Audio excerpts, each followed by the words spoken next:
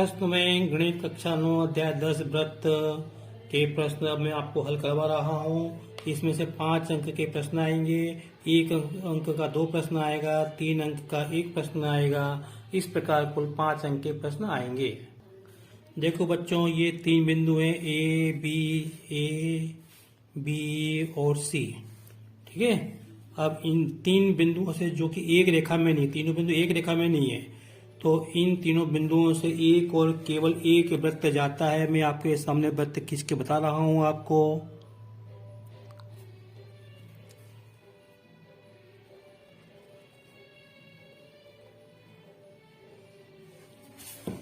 ठीक है, देखो ये बिंदु, इनसे होगा केवल एक ही वृत्त जाएगा, एक से अधिक वृत्त नहीं आ सकते। 2 बिंदु होंगे तो इन 2 बिंदुओं से अनंत वृत्त जा सकते हैं, और एक बिंदु से भी अनंत वृत्त जा सकते हैं। लेकिन 3 बिंदु जो कि एक रेखा में नहीं है, से होकर केवल एक ही वृत्त जाएगा। दूसरी बात, ये केंद्र है वृत्त का, अगर मैंने केंद्र मान लिया इसको, ठीक है, तो ये जो आप देख रहे हो इसको अपन कहते हैं व्यास। ये पूरा, इसको मैंने चलो डी कह दिया, तो यहाँ पे सी डी क्या है, व्यास। ये ओ केंद्र है, तो इसको अपन बोलेंगे त्रिज्या। ये भी त्रिज्या, यहां से यहां तक व्यास है, तो त्रिज्या क्या होती है, व्यास की आधी होती है। ठीक है।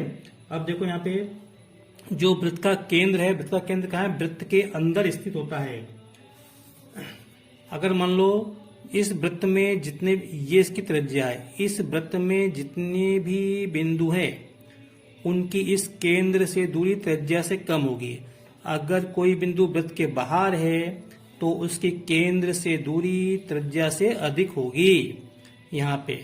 अब मान लो कोई बिंदु अगर वृत्त पर है, वृत्त पर जितने भी बिंदु होंगे उन सब की लंबाई या माप त्रिज्या के बराबर होगी। ठीक है। अब देखो बच्चों, इसके बाद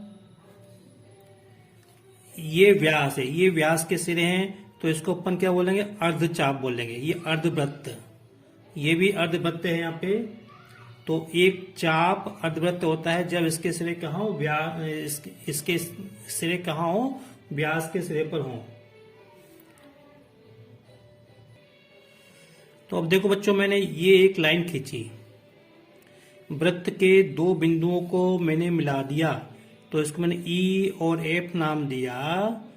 तो वृत्त के 2 बिंदु ई और एफ को मिलाने वाली जो रेखा खंड है, इसको अपन क्या बोलते हैं, जीवा। तो ये जीवा है, और इसको बोलते हैं चाप। ये चाप है, ये जीवा। तो जीवा और चाप के बीच का जो क्षेत्र होता है, इसको अपन बोलते हैं बच्चों वृत्तखंड। क्या बोलते हैं, ये वृत्तखंड है। वृत्त में 2 वृत्तखंड हो गए, एक छोटा वाला दिख रहा है, और ये भी तो एक चाप है, तो ये बड़ा चाप है, दीर्घ चाप है। तो जीवा और ये जो दीर्घ चाप है के बीच के क्षेत्र को अपन क्या बोलेंगे, दीर्घ वृत्तखंड। ये लघु वृत्तखंड, और ये जो आप देख रहे हो यहां से लेकर यहां तक, ये पूरा दीर्घ वृत्तखंड है। अब जैसे ये जीवा है, ऐसी भी तो एक जीवा है, तो ये जो जीवा व्यास है, व्यास भी एक जीवा है। तो व्यास जो है सबसे लंबी जीवा होती है, इसकी लंबाई सबसे अधिक होती है। ठीक है। अब वृत्त के केंद्र को वृत्त के किसी बिंदु से मिलाने वाली रेखा को अपन क्या बोलते हैं, त्रिज्या। मान लो मैंने इसको इससे मिलाया तो ये भी त्रिज्या है, यहाँ पे एक बिंदु मैंने इसको इससे मिलाया तो ये भी क्या होगी, एक त्रिज्या होगी। अब जैसे ये जीवा है, तो ऐसा हो सकता है कि यहाँ पे एक कोई जीवा हो, यहाँ पे ऐसी कोई जीवा हो, तो इस जीवा की लंबाई इसकी जीवा के बराबर हो सकती है। ऐसी बहुत सारी जीवाएं हो सकती हैं।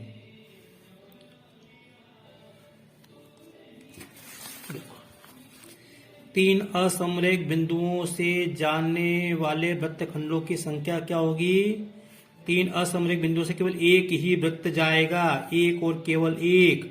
2 बिंदुओं से होकर अनंत वृत्त जा सकते हैं, और एक बिंदु से होकर भी अनंत वृत्त जा सकते हैं, लेकिन 3 असमरेख बिंदुओं से होकर एक और केवल एक वृत्त जाएगा।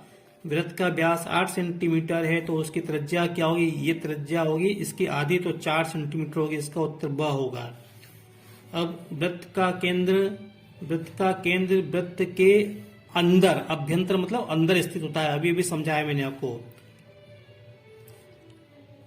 और एक बिंदु जिसकी वृत्त के केंद्र से दूरी वृत्त से अधिक हो, जो बिंदु जिसकी केंद्र से दूरी वृत्त से अधिक हो, त्रिज्या से अधिक हो, वृत्त के बाहर से केंद्र से दूरी वृत्त की त्रिज्या से, यहां पे त्रिज्या आना चाहिए।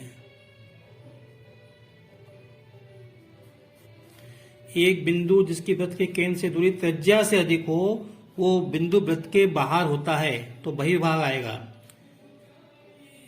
एक चाप होता है जब इसके सिरे एक व्यास के सिरे हों, तो चाप क्या होता है? अर्धवृत्त। इसमें क्या आएगा? अर्धवृत्त लिख लेना बच्चों, अर्धवृत्त।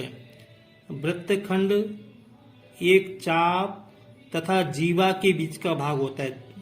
अभी बताया था मैंने आपको, चाप और जीवा के बीच के भाग को अपन क्या बोलते हैं? वृत्तखंड बोलते हैं। फिर वृत्त की सबसे बड़ी जीवा वृत्त का व्यास होती है। एक केंद्र को सत्य वृत्त पर किसी बिंदु से मिलाने वाला रेखाखंड वृत्त की त्रिज्या होती है। केंद्र को वृत्त पर किसी बिंदु से मिलाने वाले रेखाखंड वृत्त की त्रिज्या होती है। हाँ, ये जो है कथन सत्य है बच्चों। एक वृत्त में समान लंबाई की परिमित जीवाएं होती हैं? नहीं, ये असत्य है। अनंत जीवा हो सकती हैं। एक वृत्त में समान लंबाई की अनंत जीवाएं हो सकती हैं। एक वृत्त को 3 बराबर भाग चापों में बांट दिया जाए तो प्रत्येक भाग दीर्घ चाप होता है? नहीं, तीनों चाप बराबर होंगे, इसमें लघु दीर्घ कुछ भी नहीं होगा। तो प्रत्येक, तो इसलिए ये जो है कथन क्या है? असत्य है। ये जो है कथन असत्य है। वृत्त की जीवा जिसकी लंबाई त्रिज्या से दुगनी हो, वो वृत्त का व्यास होता है। बिल्कुल सत्य है ये कथन। फिर त्रिज्यखंड जीवा और संगत चाप के बीच का क्षेत्र होता है? बिल्कुल नहीं होता, उसको तो वृत्तखंड कहते हैं। वृत्तखंड होता है, लेकिन यहाँ पे क्या? त्रिज्यखंड अलग चीज है।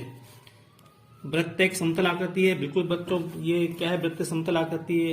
ये वृत्त है ना, तो समतल है ये। गोला समतल नहीं होता। गोला होता है 3D में होता है, 3 डायमेंशन।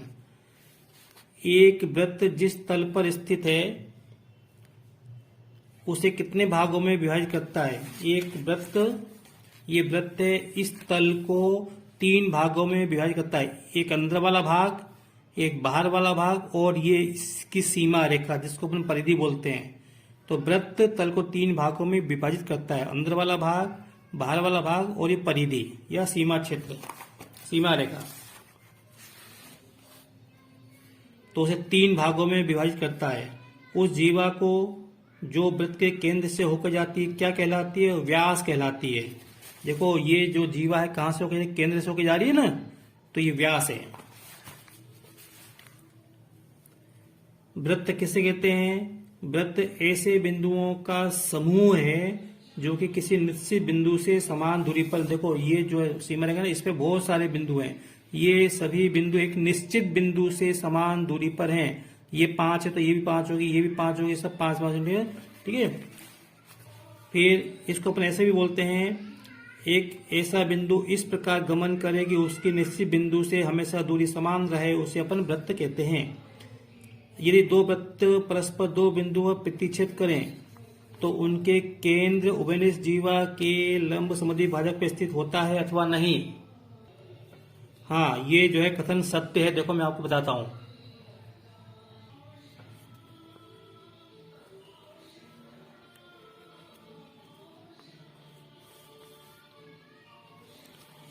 देखो, एक वृत्त ये, एक वृत्त ये, दोनों इस बिंदु पे काट रहे हैं, ठीक है। तो ये इसकी कॉमन जीवा होगी, ये जीवा दोनों के लिए है। ये इस वृत्त का केंद्र है, ये इस वृत्त का केंद्र है। तो अगर अपन दोनों को मिला दें, दोनों केंद्रों को मिला दें, तो ये केंद्र जो है इस जीवा पर लंब होता है। तो ये जो है कथन सत्य है।